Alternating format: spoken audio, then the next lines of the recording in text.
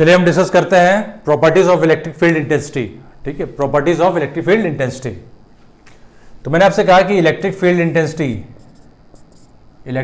Intensity बोलिए, intensity of electric field at a point, intensity of electric field बोलिए, ये हमारा क्या होता है, is a vector quantity, is a vector quantity,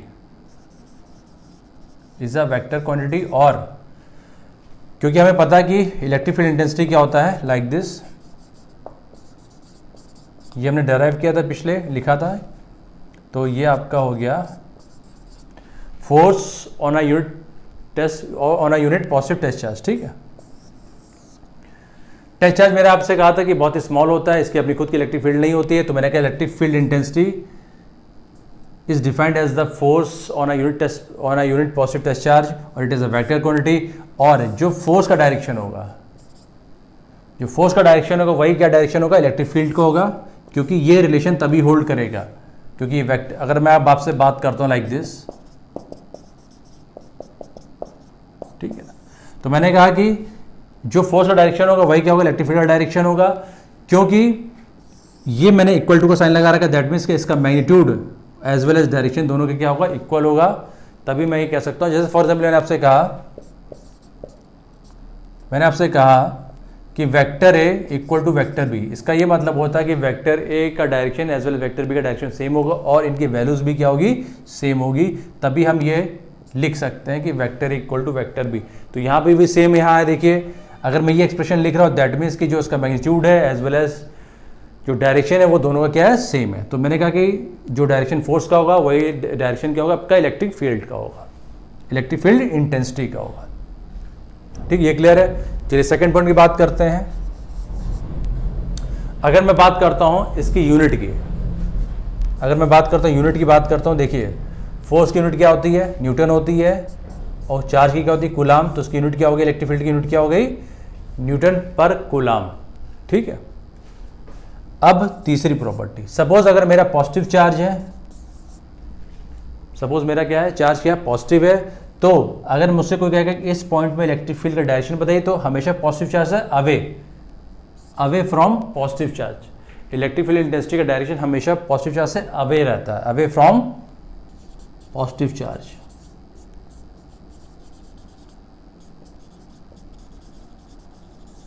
ठीक है, आई रिपीट, मैंने कहा ये मेरा पॉजिटिव चार्ज है। अगर यहाँ पे पूछता कोई इलेक्ट्रिक फील्ड का डायरेक्शन क्या है, इलेक्ट्रिक फील्ड इंटेंसिटी का डायरेक्शन क्या है, it is always away from positive charge. ठीक है, अगर मेरा चार्ज नेगेटिव है, अब आपसे मुझसे कोई पूछता है कि ये नेगेटिव चार्ज है, इस पॉइंट में इलेक्ट्रिक फील्ड इंटेंसिटी का डायरेक्शन क्या होगा, that is inward, that is inward.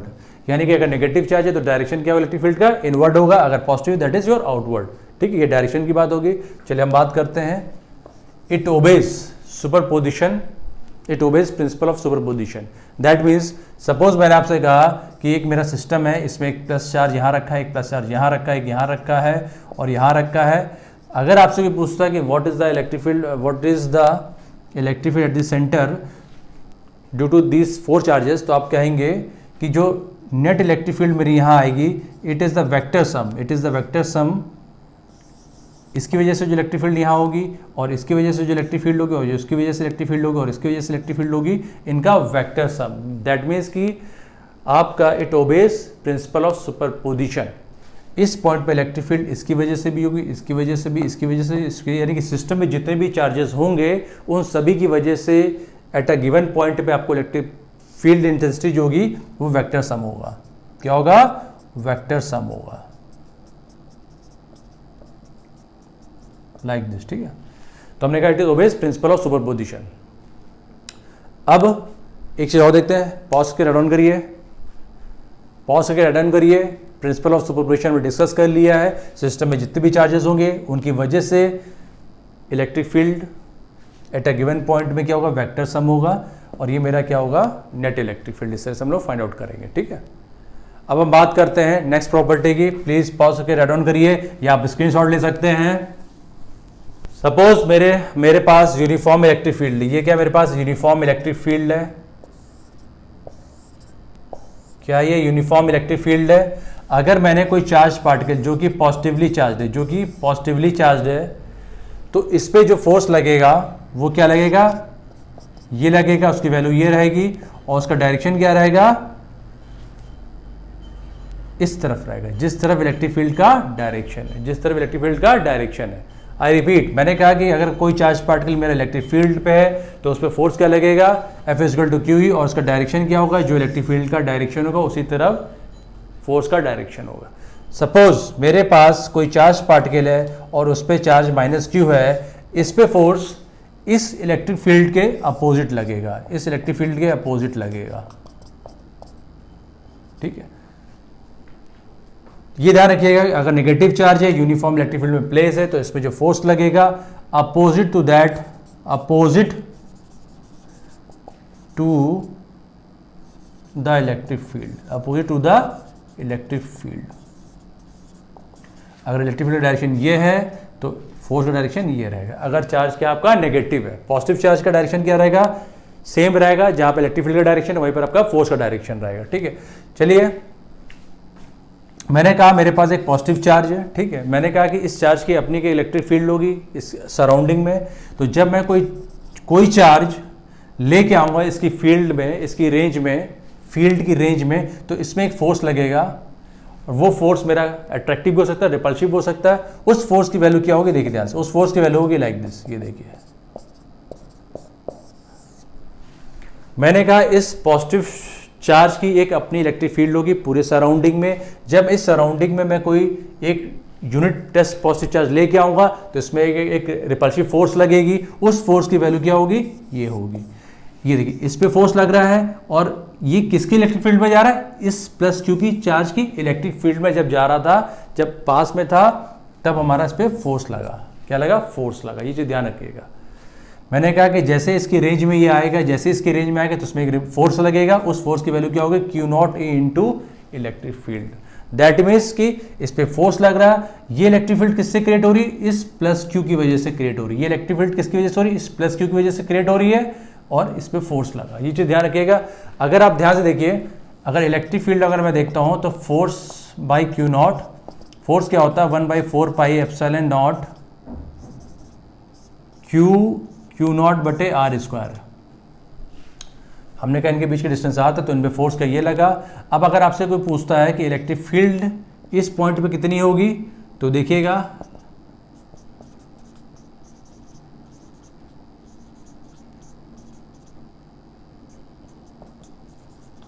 ये कैंसिल हो, ये कैंसिल हो गया, तो इलेक्ट्रिक फील्ड मेरा क्या आ रहा है, 1/4 पाई एप्सिलॉन Q बटे R²। ये मेरा आ गया न्यूटन पर कूलम। तो ये मेरा इलेक्ट्रिक फील्ड का फॉर्मूला है, ये रिलेशन है कि electric field at a point, suppose for example मेरे पास +Q चार्ज है, यहां पर इलेक्ट्रिक फील्ड की वैल्यू कितनी होगी, मतलब I am talking about its magnitude now. मैंने कहा कि इस पॉइंट पे इलेक्ट्रिक फील्ड की वैल्यू कितनी होगी, तो मैंने कहा by using this formula you can easily find out the value of electric field intensity या intensity of electric field at this point. Direction क्या होगा, आउटवर्ड होगा, बिकॉज पॉजिटिव चार्ज है, ठीक है। मैंने आपसे कहा, चलिए मैं यहाँ और बताता हूँ थोड़ा सा, इसको मैं रब कर रहा हूँ, कि ये मेरा नेगेटिव चार्ज है। मैंने कहा यहाँ पर इलेक्ट्रिक फील्ड बताइए, यहाँ पर इलेक्ट्रिक फील्ड बताइए, यहाँ पर इलेक्ट्रिक फील्ड बताइए, यहाँ इलेक्ट्रिक फील्ड बताइए, यहाँ बताइए, ठीक है। तो देखिए, अगर मैं बात करता हूँ मैग्नीट्यूड की, तो मैग्नीट्यूड कैसे निकालूंगा, बाय यूजिंग दिस फॉर्मूला, ठीक है। आप इस फॉर्मूले से निकाल सकते हैं कि यहाँ पर मेरी इलेक्ट्रिक फील्ड लग रही है 5 न्यूटन पर कूलम लग रही है, यहाँ लग रही है 10 न्यूटन पर कूलम लग रही है, यूजिंग दिस फॉर्मूला। अब मैं अगर आपसे पूछता हूं कि इस पॉइंट पे इलेक्ट्रिक फील्ड इंटेंसिटी का डायरेक्शन क्या होगा, तो आपने कहा इनवर्ड, क्योंकि नेगेटिव चार्ज है, तो नेगेटिव चार्ज की वजह से इलेक्ट्रिक फील्ड डायरेक्शन इनवर्ड होता है। इसकी वैल्यू कैसे निकालेंगे, इस फॉर्मूले से निकालेंगे। अच्छा, यहाँ देखिए मेरी इलेक्ट्रिक फील्ड क्या हो जाएगी, सपोज 2 न्यूटन पर कूलम हो जाएगी, यहाँ सपोज हो जाएगी 1 न्यूटन पर कूलम, यहाँ सपोज देखिए मेरे पास क्या हो जाएगी, सपोज 7 न्यूटन पर कूलम, ठीक है। ध्यान से देखिए, ठीक है ना, direction inward, direction inward, direction inward होगा मेरा, ठीक है। तो अगर किसी पॉइंट पे इलेक्ट्रिक फील्ड इंटेंसिटी निकालनी है तो आप इस फॉर्मूले को यूज कर सकते हैं, और डायरेक्शन आपको पता है कि पॉजिटिव से आउटवर्ड, नेगेटिव से इनवर्ड।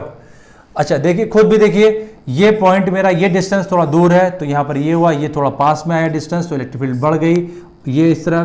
तो यानी कि अगर आप डिस्टेंस बढ़ाते हो, मतलब मैंने आपसे कहा कि इस पॉइंट पे बताइए, यानी कि ये डिस्टेंस मेरा आर है, तो अगर आप आर बढ़ाते हो तो इलेक्ट्रिक फील्ड मेरा कम हो जाता है, इलेक्ट्रिक फील्ड कम हो जाता है। अगर आप इस रिलेशन को देखिए, इस रिलेशन को देखते हैं अगर आप, तो अगर आप डिस्टेंस बढ़ाते हो, सपोज मैंने ये यहां ले लिया, ये आर हो गया, तो यहां पर इलेक्ट्रिक फील्ड और कम होगी, यहां पर इलेक्ट्रिक फील्ड क्या हो गई, और कम हो गई, ठीक है ना। सपोज हमने ले लिया 0.5 न्यूटन पर कूलम सपोज। तो जैसे जैसे आप डिस्टेंस बढ़ाओगे इलेक्ट्रिक फील्ड आपका कम होता चलेगा, इलेक्ट्रिक फील्ड आपका डिक्रीज करेगा। हाँ, अगर आप डिस्टेंस कम करोगे तो इलेक्ट्रिक फील्ड मेरा बढ़ेगा अकॉर्डिंग टू दिस रिलेशन, ठीक है। तो अगर मैं आपसे कहता हूं कि आप इलेक्ट्रिक फील्ड और डिस्टेंस के बीच में ग्राफ ड्रॉ करिए, तो ग्राफ ये रहता है लाइक दिस, ठीक है। अगर आपसे कोई कहता है कि ग्राफ ड्रॉ करिए इलेक्ट्रिक फील्ड और डिस्टेंस के बीच में, तो ग्राफ क्या बनता है आपका, इस तरह से ग्राफ आपका बनेगा, ठीक है, इस तरह से। यहां तक कोई डाउट है? प्लीज, डाउट हो तो प्लीज कमेंट करिएगा। अब मैं पॉज करके राइट डाउन करिए, मैं रब करने जा रहा हूं, ठीक है। तो this is all about your properties of electric field intensity, और इलेक्ट्रिक फील्ड हमने और डिफाइन कर दिया इस तरह से, फॉर्मूले से ये सारा को डिस्कस किया, ठीक है। अब हम डिस्कस करने आ रहे हैं electric field intensity due to various charge distribution.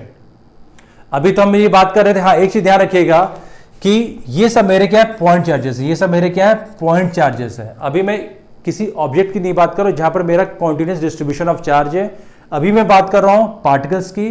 तो ये मेरे क्या है, पॉइंट चार्जेस है। तो पॉइंट चार्जेस के बीच में जो इलेक्ट्रिक फील्ड होती है ये है, मतलब this electric field is due to, this electric field is applicable to point charges only. Suppose ये पॉइंट चार्जेस है, इस पे इलेक्ट्रिक फील्ड क्या होगी, ये होगी। तो ये जितने भी रिलेशन में डिराइव करें, जो भी डिराइव करें, it is applicable to only point charges.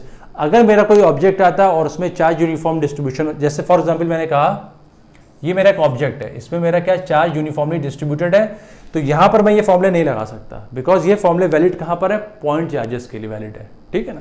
तो अभी हम डिस्कस करते हैं कि हम उस क्वेश्चन को किस सिचुएशन कैसे टैकल करते हैं। चलिए पॉज करके राइट डाउन करिए, मैं रब करने आ रहा हूं।